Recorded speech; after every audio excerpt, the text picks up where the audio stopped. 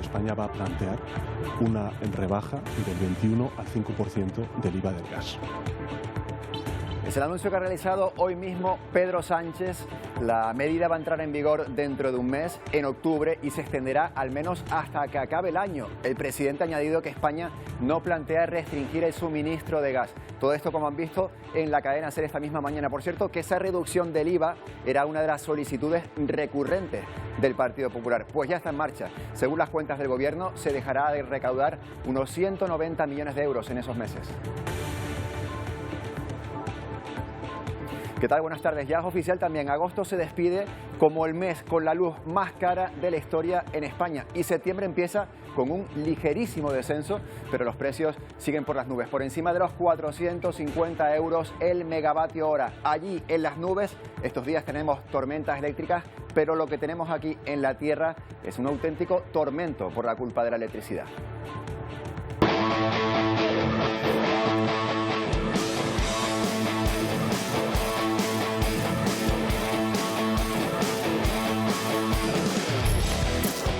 Vamos con las estadísticas. El de hoy es el quinto precio más alto en la historia de España. Eso pese al descenso con respecto a ayer. Y ya lo sabemos todos, pero lo repetimos. La culpa la tiene el gas, que marca el precio de toda la electricidad y depende en buena medida de las ocurrencias de Vladimir Putin. Europa hace malabares y tira de imaginación para combatir esta crisis. Adelanto de horarios en Italia, negocios que podían cerrar en invierno y descuentos en el transporte aquí en España. Hay que ahorrar antes de que llegue el invierno, esa es la premisa.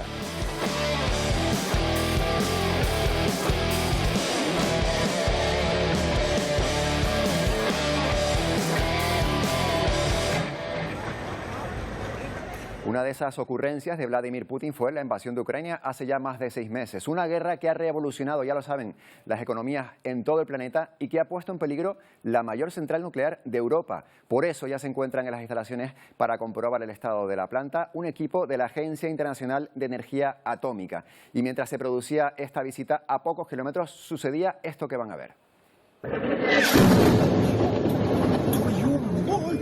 Una gran explosión, como han escuchado, en la ciudad de Enerhodar, apenas a 5 kilómetros de Zaporilla. Un ataque del que se sabe muy poco por el momento. Ni Ucrania ni Rusia lo han asumido y se desconoce si ha dejado víctimas. El portavoz del Kremlin insiste en que temen una provocación por parte de Kiev, precisamente por este tipo de ataques durante los últimos días cerca de la central. Es por lo que esos técnicos de la OEA se han trasladado hasta Ucrania y prevén llegar justo hoy a analizar lo que está ocurriendo en ese punto.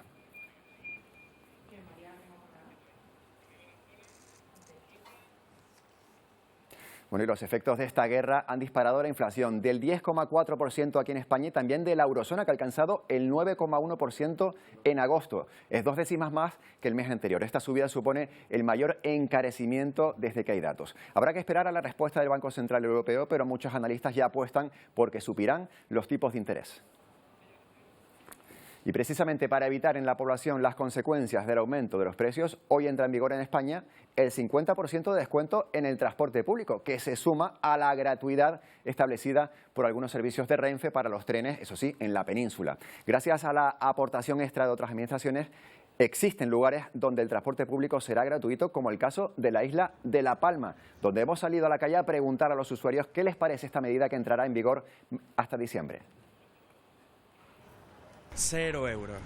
La verdad que estamos súper contentos con esta medida que realmente repercute en nuestros bolsillos. Son 4 meses que no vamos a pagar nada.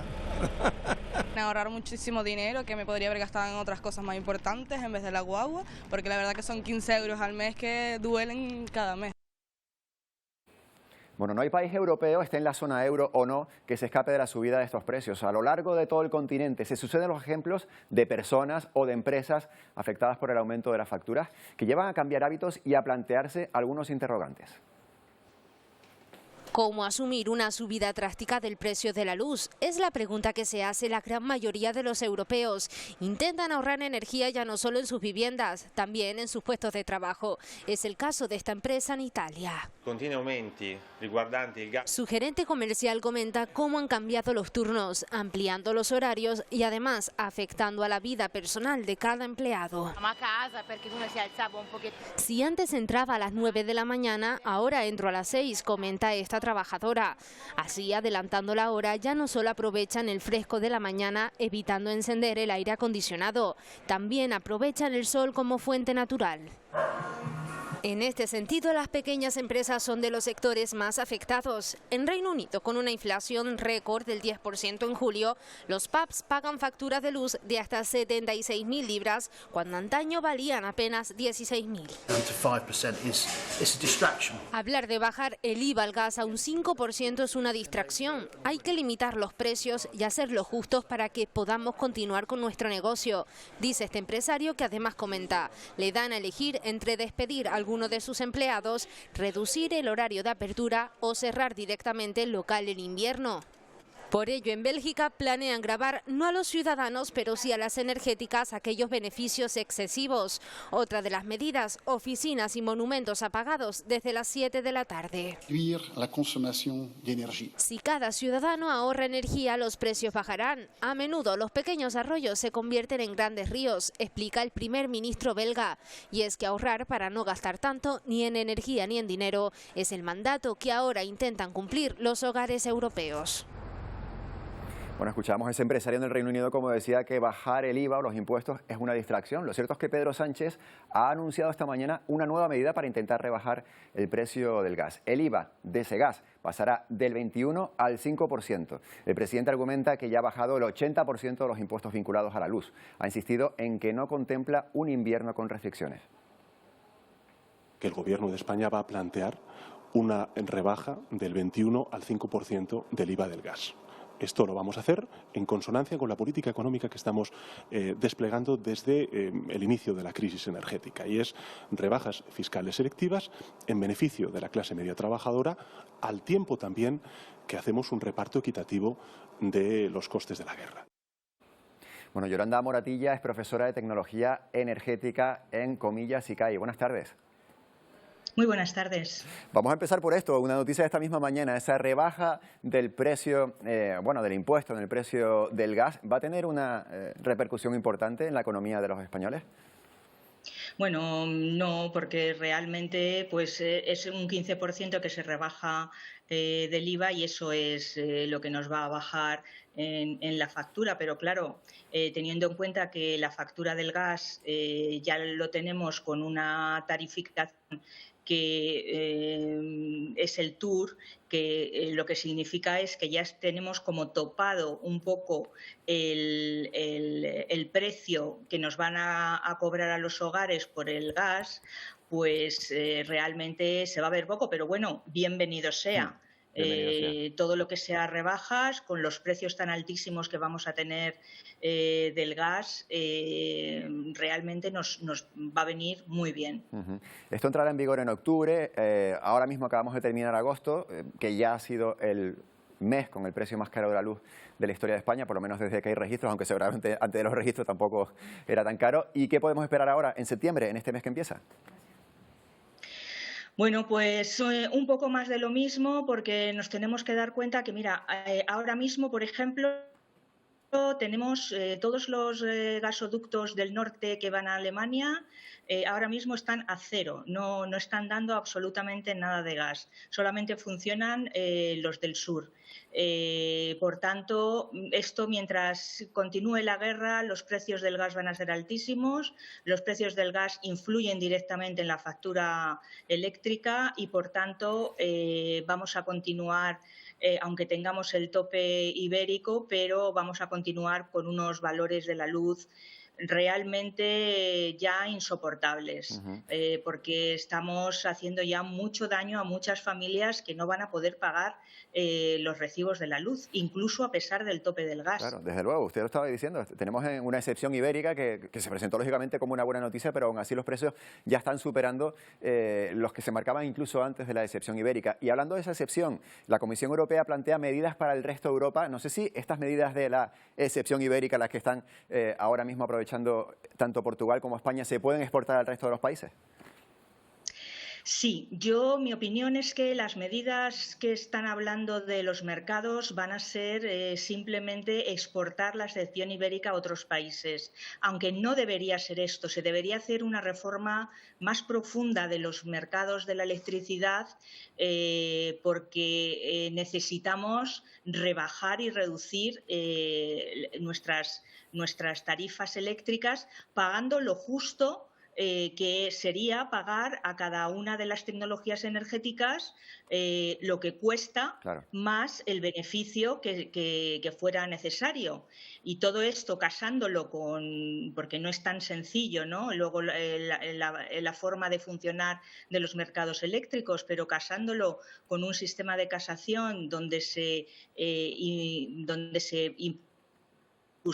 cuáles son las tecnologías que deben entrar en primer, segundo, tercer lugar. Con eso, hacia ahí debería ir el mercado, las reformas que vaya a hacer la Comisión Europea en el mercado eléctrico. Digamos un cambio de las reglas del juego que yo creo que sí que es oportuno y no era muy comprensible que el precio del gas marcase el precio del resto de recursos, ¿verdad? Y por último, hablando del MidCat, esa ambición de España de llevar el gas de Argelia hasta Europa pasando por los Pirineos, estamos ahora mismo en una encrucijada en la que España, Italia y Francia se están disputando ese, vamos a llamarlo, monopolio del gas que llega desde Argelia. Sí, realmente es un equilibrio de fuerzas. Francia realmente hace pocas horas ha puesto una serie de condiciones, que es que se pague íntegramente todo el coste del gasoducto por parte de fondos de la Unión Europea y que ellos tengan el control. Yo, desde luego, en mi opinión, nosotros no debemos aceptar eso bajo ningún concepto, porque nosotros tenemos suficiente fuerza a nivel gasístico como para poder ser una potencia gasista dentro de la Unión Europea. Y si permitimos eso por parte de Francia, pues perdemos una baza muy importante. Claro, pues veremos lo que ocurre. Yolanda Moratilla, como siempre, muchas gracias. Gracias a vosotros, buenas tardes. Hasta la próxima. Bueno, cambiamos de tema, aunque seguimos en Europa. El próximo 17 de septiembre está previsto que se celebre en Belgrado, la capital de Serbia, el Europride, un evento que se celebra cada año en un país distinto y que tiene como objetivo seguir visualizando y reclamando los derechos del colectivo LGTBI. Pues bien, la marcha podría cancelarse ante lo que dice el presidente de Serbia, amenazas de grupos radicales de extrema derecha. Con pancartas donde se puede leer "Salva a nuestros niños y a la familia", miles de personas se manifestaron en Belgrado contra la celebración del Europride en la capital.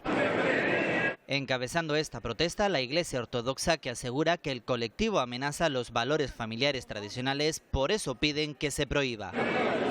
Y precisamente ante esta reacción, activistas LGTBI denuncian que la motivación de este evento cobra más importancia. Aseguran que los derechos garantizados por la Constitución del país están aún restringidos para el colectivo. El presidente serbio ha anunciado que se cancelará o se retrasará por amenazas de activistas de derecha. Gobiernos anteriores prohibían la celebración de estos desfiles e incluso algunas marchas a comienzos de la década de los 2000 acabaron con enfrentamientos violentos. Por el momento, la organización del evento asegura que siguen las reuniones para su celebración y solo puede ser la policía quien cancele 72 horas antes el desfile. Serbia es candidata a unirse a la Unión Europea. Entre muchos cambios que debe hacer, según Bruselas, es mejorar el Estado de Derecho y respetar los derechos de las minorías. Y esto que vemos es un partido de fútbol en Irán. La novedad es que, ahí lo están viendo, entre público estamos viendo a mujeres. Es la primera vez que les permiten entrar a un estadio desde que se prohibió en 1979. Hasta ayer solo había habido algunas excepciones. Por ejemplo, en 2019, por las presiones de la FIFA, pudieron ir a ver a su selección y el mes pasado 500 mujeres, solo 500, pudieron ir a ver otro partido. Ahora han dejado entrar a miles, eso sí, como ven, separadas de los hombres en las gradas.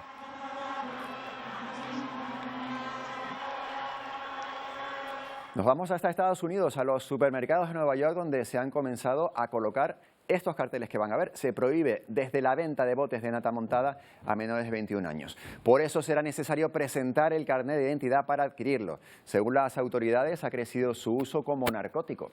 Este producto contiene óxido de nitrógeno, conocido como el gas de la risa, y al separar este gas de la nata, produce una sensación de euforia de corta duración. Los expertos alertan de que su uso continuado puede provocar bajas de tensión, pérdidas de memoria y hasta episodios de psicosis. Y también en Nueva York, hoy 1 de septiembre ha entrado en vigor la nueva ley que restringe el uso de armas en espacios públicos. Se ha comenzado a colocar letreros en zonas comerciales y turísticas. Está prohibido portar armas en parques, también en escuelas, en juzgados, en transporte público y en bares. Además, la conocida, y la están viendo, Times Square, será una zona libre de armas y habrá más cambios. Se requerirán renovaciones de permiso cada 3 años en lugar de 5 y se va a aumentar la edad para comprar un arma semiautomática a los mayores de 21 años. Bueno, pues precisamente ahora hablamos sobre la actualidad de los Estados Unidos y lo vamos a hacer con María Rosman, que ya está aquí con nosotros. María, vamos a empezar hablando por las armas, porque también este verano prácticamente cada día hemos tenido que hablar de este asunto. Lo que vemos es una nueva normativa en Nueva York, pero bueno, también hay novedades en el conjunto del Estado, ¿verdad?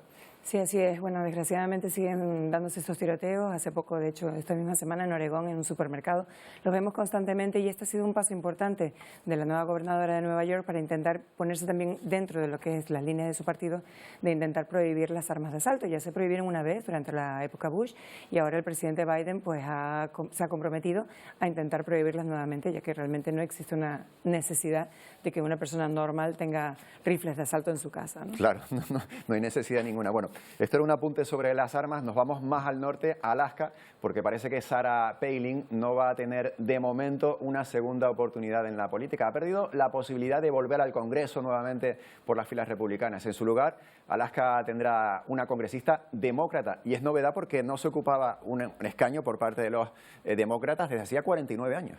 Efectivamente, es una noticia bastante importante, realmente es histórica. Además, ella es la primera nativa de Alaska que ocupa esa posición y realmente el hecho de que estemos ya a las puertas de las elecciones de medio término en noviembre, con todo lo que está ocurriendo ahora dentro del Partido Republicano por toda esta investigación de Trump, el hecho de que una candidata respaldada por Trump, como es el caso de Sarah Palin, en un estado tan republicano como Alaska, de pronto pierde esta elección, que es una elección especial por la muerte del congresista Don Young hace unos meses para cubrir esa plaza, realmente es significativo el hecho de que esta nueva persona, Mary Peltonen, tenga ahora esa oportunidad de ocupar ese escaño. ¿Qué edad tiene esta persona? Tiene 49 años, un dato curiosísimo, sí. Además, ¿no?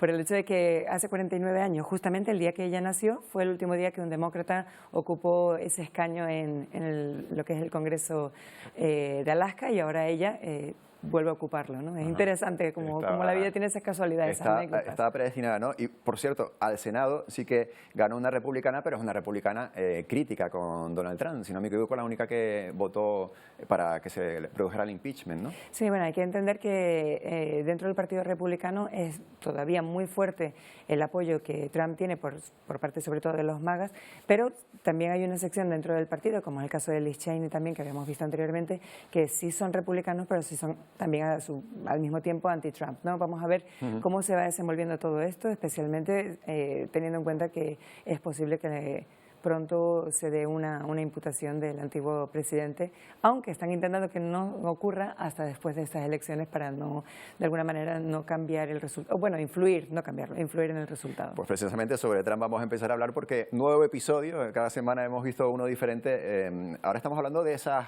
pruebas que se ocultaron y que justifican seguramente, según dice la FBI y también el Departamento de Justicia, ese espectacular, ese show que se montó, pero bueno, que era necesario para registrar la casa de Mar-a-Lago, ¿no? Sí, interesantísimo también, ¿no? Que en este caso la red social del señor Trump, Truth, la está utilizando para cavar su hueco en la tierra más profundamente cada día, porque todo lo que dice lo incrimina, en lugar de estar callado en este momento en el que las cosas le van tan mal. Es muy importante estos documentos que hemos visto y se han hecho petición precisamente de los abogados de Trump, que también están haciendo todo lo posible por perjudicarlo, aunque no lo sepan. Es interesante que estos documentos que son una evidencia, que no se ve realmente qué es lo que son, porque obviamente están tapados para que no se dé a conocer estos secretos, El hecho de que hayan tantos y que estén todos en posesión de una persona fuera de un lugar de seguridad es algo bastante inusual en Estados Unidos y que normalmente, solamente por un documento que lo toque la persona inadecuada en su día, puede costarle a esa persona la carrera o la cárcel. Es decir, tantos documentos a manos del presidente, del expresidente además, fuera de un lugar cerrado y con toda la seguridad posible, realmente es algo que hay que mirar muy bien y ver qué es lo que hacía el presidente con esos datos, ¿no? Desde luego, desde luego. Bueno, pues seguiremos hablando seguramente de este asunto ya entrado septiembre.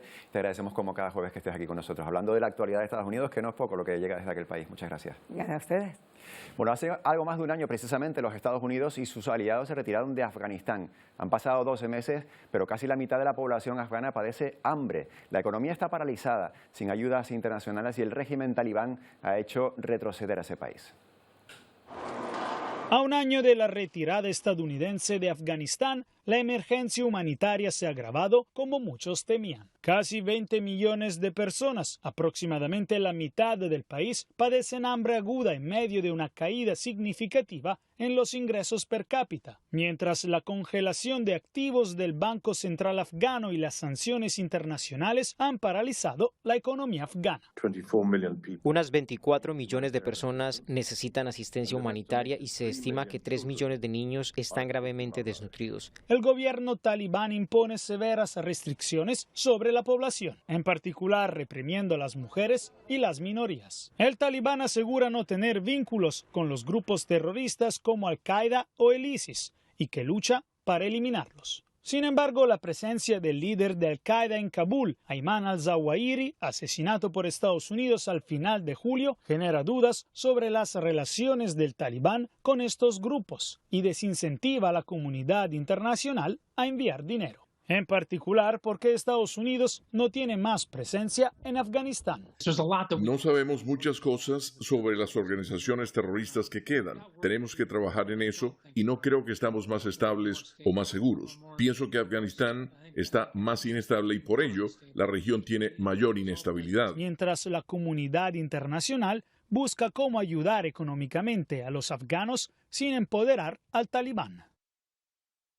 Y les hablamos ahora de la situación de la selva amazónica. Está sufriendo de los peores incendios desde el año 2010. Según las autoridades brasileñas, han registrado vía satélite más de 31.000 incendios solo en el mes de agosto. Grupos ecologistas culpan al gobierno de retroceder en las políticas de protección medioambiental, abriendo camino a las empresas madereras y a los ganaderos. Además, aseguran que en los primeros 7 meses de 2022 se taló un área equivalente a 7 veces el tamaño de la ciudad de Nueva York.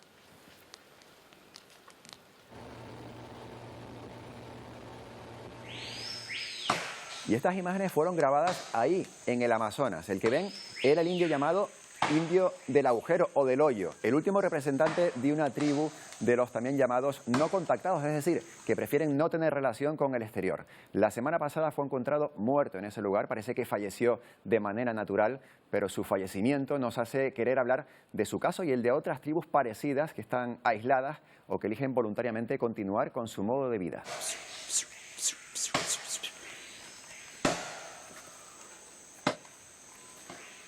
Bueno, Laura de Luis es portavoz de Survival International. Buenas tardes. Hola, buenas tardes. Bueno, hacía más de 26 años que esta persona vivía en soledad. Ahora ha fallecido. Las circunstancias, confírmame si me equivoco, han sido muerte natural. Se dice que es esto, ¿no? Sí, así, eso es lo que parece. Eso es lo que ha informado el Departamento de Asuntos Indígenas del gobierno brasileño, que esta persona, después de casi 3 décadas viviendo solo en la selva, pues ha tenido un final que es de muerte no violenta. Estamos hablando de una zona, la Amazonía, muy disputada por diferentes, bueno, lo estábamos hablando, ¿no? Por industrias madereras, también hay muchos intereses allí. Estas personas deciden aislarse. ¿Ha habido algo de influencia en estas últimas décadas, digamos, y cada vez su espacio ha sido más reducido, el espacio en el que ellos pueden vivir? Sí, el problema que tienen los pueblos indígenas no contactados, que siguen existiendo y muchos en la actualidad, es que se enfrentan a su exterminio. La mayoría de los contactos que se producen es porque hay invasores que se introducen en sus territorios para explotarlos económicamente, como agroganaderos, buscadores de oro. Y bueno, pues muchas veces esto resulta o deriva en un contacto muy violento que acaba con la aniquilación de pueblos. En este caso concreto, en el caso de este hombre indígena conocido como el hombre del agujero, es cierto que él murió o parece haber fallecido por causas naturales, pero se consuma un genocidio porque el resto de su pueblo, de su tribu, fue masacrada completamente. Con su ausencia era el último representante de esa tribu, por tanto esa tribu lamentablemente ha desaparecido. Sí, es otro pueblo más que desaparece de la faz de la tierra, es una pérdida terrible para toda la humanidad y bueno, pues es algo que, como decía, sigue sucediendo hoy en día y que debemos adoptar todos los mecanismos que están al alcance de nuestra mano para evitar que vuelva a suceder, que esto vuelva a repetirse. Y en ello tienen mucho que hacer los gobiernos, las grandes compañías multinacionales y en el caso concreto de Brasil, que el gobierno de Jair Bolsonaro, que está implementando estas políticas exterminadoras, genocidas, pues que dé un giro de 180 grados para que esto, repito, no vuelva a suceder. Estamos hablando de que en esta zona de Brasil siguen existiendo más de 100 poblaciones, más de 100 tribus de estas características, ¿verdad? Que no contactan con personas del exterior. Sí, se calcula que en todo el mundo pues hay más de un centenar de pueblos indígenas no contactados. La mayoría de ellos se ubica precisamente, como bien comenta, en la Amazonía brasileña. Y bueno, pues son sin duda alguna los pueblos más vulnerables del planeta y es fundamental que se respeten sus derechos territoriales para que ellos puedan seguir prosperando, puedan elegir cómo quieren vivir sus vidas y puedan tener un futuro y una perspectiva de futuro, ¿no? Para ellos, para sus descendientes, para todas las generaciones futuras.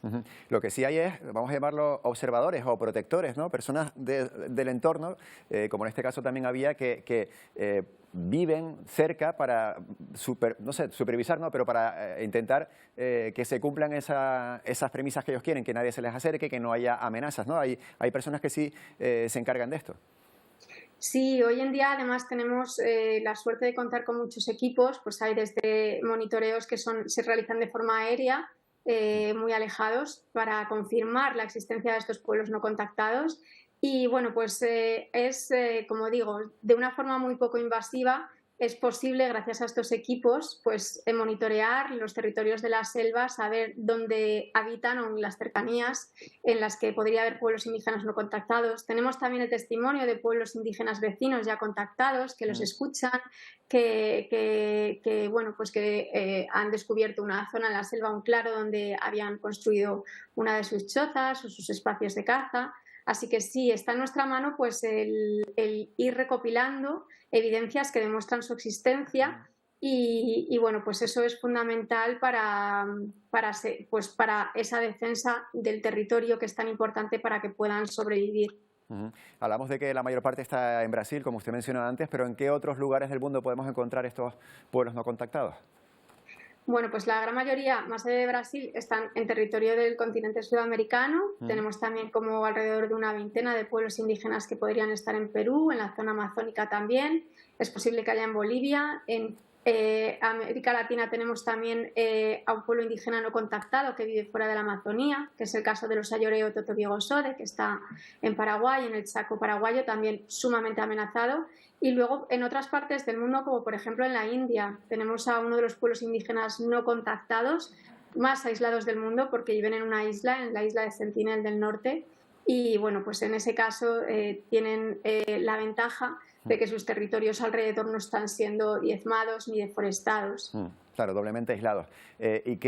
No sé si hay una media de número de personas que puede pertenecer a cada una de estas tribus para hacernos una idea de la población mundial que hay viviendo de esta forma, no contactada. No, lo desconocemos, pero lo que sí me gustaría es hacer hincapié en la importancia de que se respeten estos derechos al territorio para estos pueblos. No es cuestión, como muchas veces se dice, de dejarlos vivir en una burbuja. Es su deseo y está demostrado porque hay muchas formas de entender su lenguaje que nos dicen que quieren que los dejemos en paz. En el caso, por ejemplo, de este hombre, el hombre del agujero, que vivía en el territorio de Tanaru, en Brasil, disparaba a quienes se acercaban y mostraba una actitud muy dura y muy reacia a cualquier tipo de contacto y hacia el hombre blanco, lo cual es totalmente comprensible si tenemos en cuenta que vivió solo porque el resto de su pueblo fue totalmente y brutalmente masacrado. Entonces, son muy claras las señales, ellos tienen tanto derecho como cualquier otra sociedad a vivir en este planeta y además es fundamental que se respeten esos derechos territoriales y no se fuerce nunca el contacto, porque si no estaríamos propiciando la desaparición de otro pueblo del planeta. Laura de Luis, es un placer haber hablado con usted esta tarde y que nos haya acercado la realidad que viven estas personas no contactadas. Gracias. Gracias a ustedes. Bueno, nos vamos ahora hasta el canal de Suez, donde ha vuelto a ocurrir un petrolero, se ha quedado encallado tras sufrir un problema técnico. Se temió un colapso parecido al de ahora hace ya un año, cuando el Ever Given, recordará, obligó a cerrar el paso. En este caso no ha sido necesario, puesto que el buque pudo ser reflotado sin afección al tráfico marítimo.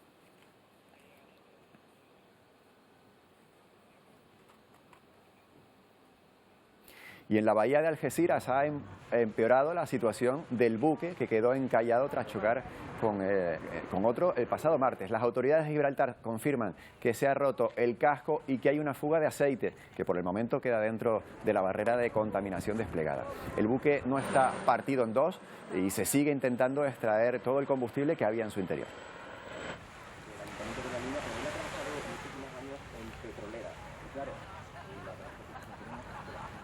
Bueno, la sequía, ya lo saben, azota a muchos países y eso da pie a intentar buscar soluciones como sembrar nubes para cosechar lluvia. Se trata de un experimento de los Emiratos Árabes para estimular la lluvia de las pocas nubes del desierto. Lo hacen con docenas de botes de sal adheridos a las alas de un avión. El avión lanza las bengalas de sal, las nubes blancas más prometedoras, con la esperanza de provocar lluvia. Este experimento aumenta la tasa de lluvia entre un 10 y un 30% al año, dicen sus defensores.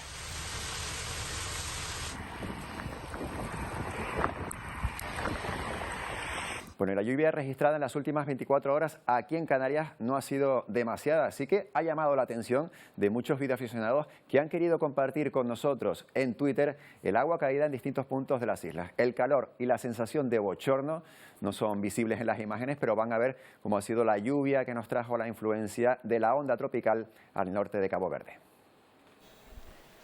Las nubes ya acariciaban las cumbres de Tenteniguada en Gran Canaria este miércoles por la mañana y la nubosidad era más abundante cuanto más subíamos. En el pueblo de Tejeda cayeron precipitaciones débiles pero persistentes desde media mañana. Lleva lloviendo de manera débil pues una media hora.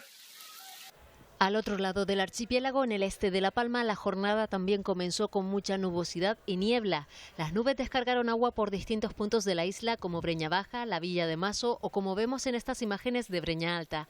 Al mismo tiempo también caía un buen palo de agua en Igualero, en La Gomera, aunque donde más agua se registró fue en Hermigua, en el norte de la isla. Este es el sonido de la lluvia en Valle de Guerra. También llegó a los altos de la Orotava, como vemos en estas imágenes. Precipitaciones que estuvieron acompañadas de tormentas en el Teide. Y si nos vamos hacia el sur de Tenerife, sorprende la estampa de una de las playas con más encanto de la isla. La imagen que estamos acostumbrados a ver del Médano, con las alas de los parapentes y las tablas de windsurf, cambió por un día por esta de la lluvia en la playa. Bueno, una solución para aquellos que quieran jugar al ajedrez y no mojarse por el agua de la lluvia. Pues hacerlo debajo del mar, como lo han hecho en Motril. Concretamente ha tenido lugar la segunda edición del torneo de ajedrez submarino. A una profundidad, ahí lo están viendo, de 5 metros y unos 50 metros de la orilla se han colocado estas personas para jugar al ajedrez. El campeón ha sido el mismo que el del año pasado, ya se lo vamos diciendo. Lo interesante son esos pececitos también que se suman como público. Que con esta imagen lo dejamos. Ya saben que ahora llega el Telenoticias 1, toda la información de Canarias aquí en Televisión Canaria. Nosotros volvemos mañana a las 2 de la tarde. Adiós.